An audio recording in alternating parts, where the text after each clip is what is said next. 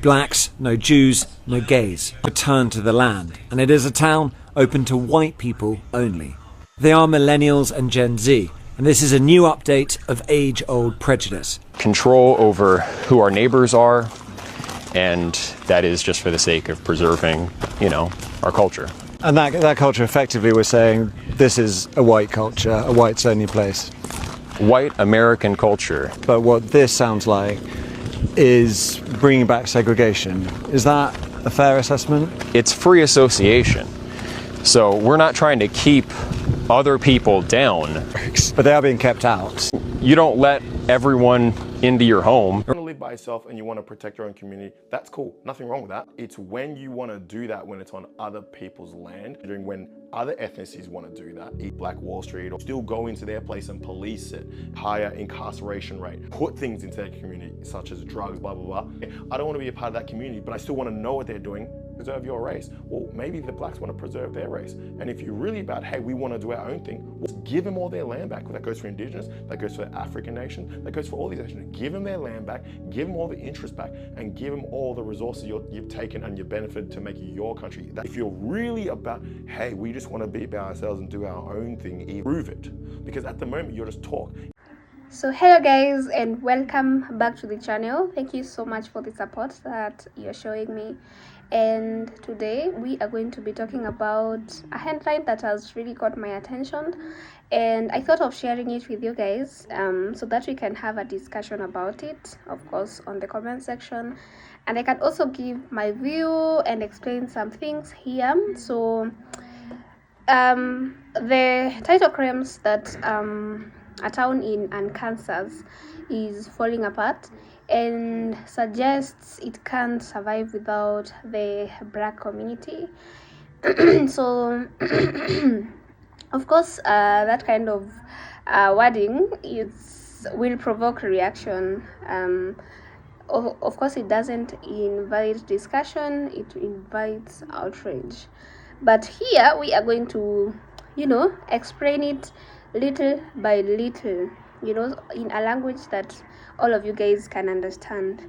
So in my view, this is another example of how social media reduces complex realities into emotionally charged narratives. So when race is placed at the center of a story like this, it immediately shifts its conversation away from economics, policy, long-term planning, and towards division. So small towns across America are struggling. That's not new, of course, and it's actually everywhere. It's not even in America alone, it's all over the world. It's happening in places with very, very different racial makeups. The common trend is not race, it's lack of opportunity, investment, and sustainable growth in economy. So what concerns me the most is about the headlines like this. It's not whether they are technically right or wrong, but what they do to the conversation. So the kind of framing benefits. So in my opinion, if we talk about struggle or a particular community struggling, whether it's white, black, or even the African communities, we should talk about jobs, because that is what makes people struggle, or even a community to struggle. Lack of jobs, education. Maybe it's not everyone that can access the education, and infrastructure. Infrastructure is very important when it comes to even the growth of an economy, because now if you don't have a way of maybe moving your goods, or even importing or exporting, then it's gonna be difficult for you guys to grow. So those are some of the things. And also we have the most important one is leadership. Leadership is also a very important factor when it comes to determining whether a community will struggle or not. So viewers should always pause when they see titles like this and ask why the story is being told, because how an issue is framed often tells you about creators' more than the reality on the ground. So personally, I think those are the main things that really should be discussed when it comes to all of this. So let me know on the comment section how you see it, but keep it respectful. This is about real people, not viral outrage, and we would really want to discuss about the real things and what exactly is on the ground. Not what you think or what you want to say. Yes, just keep it respectful. This is my take, and if you have something to say, just write it on the comment section. I'd be able to read it, and maybe we can discuss it further. Yeah, so that is just what I think, guys. So I want you guys to watch the clips that I've added, and everyone has their own opinions, and this video is just for news and commentary, and also to give different opinions of different people across social media. And yeah, it's just like that. Yeah, so enjoy, guys, and tell me what you think. Oh, let them build a white-only community in Arkansas. They'll find out. They'll find out how bored they are. I mean, without Mexican, Indigenous, Black, Asian influences, like, what are they even doing? Like, just eating mayonnaise and listening to country music, I guess? Like, I'd be really worried about the kids in that community, though, right? Like, they're going to become the entertainment in an evil sort of way. But other than that, just let them have their experiment. They'll find out. I need y'all to understand that those people do not intend to leave us alone in their little town in Arkansas. It's recently been in the news that some chalk children in America have decided to create their own whites-only town. And when asked by a reporter, they made it seem as though that they intend to just have a town of their own and resources of their own and just live off the land, returning to the land. A land that they stole through crimes against humanity, but who's counting? Many brothers and sisters' take on this is, hey, we don't care if y'all have your own, just leave us alone in the process. I mean, every time we've tried to do that, y'all have burned our towns down. And I'm just here to tell y'all that unfortunately, they do not intend to leave us alone. In the interview with the colonizer that wants to found this whites-only town in Arkansas, they're making it seem as though they just want to live in peace. We must remember that these are people that have never known peace. They didn't know peace when they was by themselves in the ice-cold mountains of Europe, and they're not going to know peace in the middle of Arkansas. In the 70s, there was a black scholar that broke down white supremacy into an equation. The same way that E equals MC squared, white supremacy equals white power over non-white powerlessness. And so that means that white supremacy cannot live in an environment where non-white people have any form of power. Because if there's no non-white people around, who are they superior to? Nothing they have achieved has been achieved by leaving people alone. It's like if your son or daughter said they didn't want to live in the house anymore and locked themselves in their room. In order to eat, brush their teeth, or do anything, that child would have to come outside the room. And it's the same thing for them. At some point, they are going to need resources and labor, and that's when they turn to us. And if we have our own power and our own resources, then we have no reason to share with them. And that is when they destroy what we have so that we have to work with them. Don't be fooled. Just like the movie Sinners, it all starts out nice and pleasant, but they have all... So the all-white town of Arkansas has failed. Oh, we found a fork in the kitchen. Like, we already knew this was going to happen. They didn't want to move there. They just wanted people to be mad about them moving there. And I was hoping it worked out. I was hoping the whole thing worked out for them so they could all move there.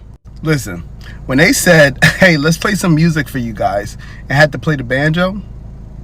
When they said, hey, let's have some food, and it looked like they were eating stale bread, I knew it was over. I knew it was over. I'm gonna tell you the truth. A lot of Caucasians in America love the idea of separating themselves, but they don't love the actual result of it. They don't realize that the wealth that was built and generated within white America was not through their own fruition, but on the backs and through the blood of other groups of people, Native Americans, Black Americans, and XYZ, everything in between. The agriculture built on the backs of natives, Latinos, and Black people.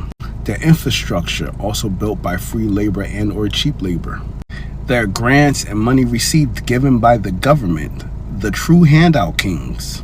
And they don't actually realize every single place that has been all white in history, they don't really realize the fact that it has been destroyed also by them. Before they found other people to oppress and attack, to be honest, all Europeans used to do was just attack each other and be nasty and vile to each other. Segregation and racism will never die in the United States. There is a whites-only community. You can only live there if you are white and not gay in the foothills of the Ozark Mountains in Arkansas. A couple of you sent me this article asking me if I would make a video about it. I finally did a little research about it this morning, and here we go. And yes, it's absolutely true, and they're looking to build a second location in Missouri. No blacks, no Jews, no gays. High up in the Ozark Hills in the state of Arkansas, dozens of people have been working hard, building houses and a new type of community. It's called Return to the Land, and it is a town open to white people only. What we've done here is establish a place where we have control over who our neighbors are, and that is just for the sake of preserving, our culture. And that culture, effectively, we're saying this is a white culture, a whites-only place. White American culture. And ladies, don't worry. There's stuff for you to do there too. And while the men do the physical labor, the women take care of the children who live here full time. It could be a very loving community if you're part of the community, but if you're black, if you're Jewish, or if you're gay, you can't be part of that community. They can have their own communities, and they already do. In case you couldn't hear, she said, they can have their own communities. They already do. I will give them credit for one thing. At least they don't hide their faces under the robes. This community was actually established in October of 2023. It's been around for a couple of years. The co-founder, his name is Eric Orwell. He said, and I quote, on a video on their Twitter page, if you want a white nation, build a white community. And ladies and gentlemen, it sounds like paradise. I mean, they have cabins, roads. They have cabins and roads. They have wells where you can get your water. They have a community center and a schoolhouse. They have a schoolhouse. Good luck getting those kids into a college. Hey, don't be late for first period. Racism 101. Don't be late. They actually have 150 acres of land. There's about 40 residents. They have an Amazon wish list if you go to their website right here. And look, folks, I'm not saying go to their website and, make up fake email addresses and bombard them with ridiculous questions. But, if you so choose to do that, I'm not going to complain. And here's their Twitter page right here, their Twitter page. They have a whole resounding 7,000 followers. I'd be ashamed to go on there and make some comments, maybe ask them some racist questions, You can only live there if you have traditional Christian values and are of European ancestry. And as I said, they're looking to open a new community in Missouri. So look out, Missouri, coming to a community near you. It's 2025. I don't understand why this is still happening. This is what this is. This community is essentially this from the 60s, the 50s and 60s. That's what this is. Sounds like the ultimate MAGA paradise. MAGAs, why don't you all move to the Ozarks? You can have the Ozarks. Can we give the Ozarks to MAGA? Every MAGA, just go to the Ozarks. You can have your own politics, your own churches. You can just take over the Ozarks. The rest of us will have the rest of the country. Does that sound good, MAGA? This is what MAGA wants, everybody. Yep. I voted for Trump and I don't want segregation, but you side with the people who do. I said it before and I'll say it again. Not all MAGAs are racists, but all racists tend to be MAGAs. Dangerous and racist step in the wrong direction. Sky News' Tom Cheshire went to the whites-only town to talk to the people behind it. High up in the Ozark Hills in the state of Arkansas, dozens of people have been working hard, building houses and a new type of community. It's called Return to the Land, and it is a town open to white people only. They are millennials and Gen Z, and this is a new update of age-old prejudice. No blacks, no Jews, no gays. Its founder, Eric Orwell, invited me in because they believe what they are doing is completely legal. Welcome to the Ozarks. Thank you very much. What we've done here is establish a place where we have control over who our neighbors are, And that is just for the sake of preserving, our culture. And that culture, effectively, we're saying this is a white culture, a whites-only place. White American culture.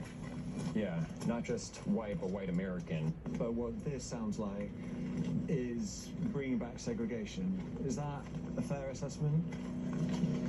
Well, it's free association. So we're not trying to keep other people down.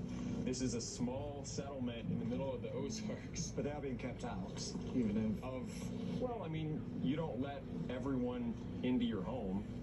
Around 40 people live here. Hundreds more from across the world have paid to be members.